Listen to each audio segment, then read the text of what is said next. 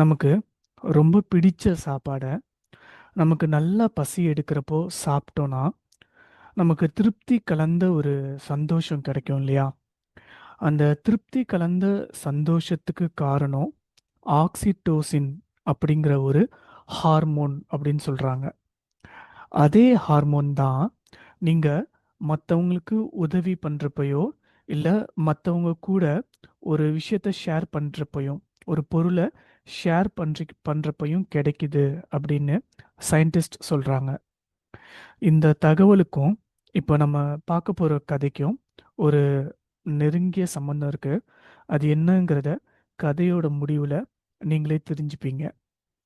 ஒரு அழகான ஊர்ல ஒரு மிகப்பெரிய பிரம்மாண்டமான ஒரு ஆலமரம் இருக்கு. அந்த ஊருக்கே அந்த ஆலமரம் தான் அடையாளம். யாராவது அந்த ஊர பத்தி கேட்டா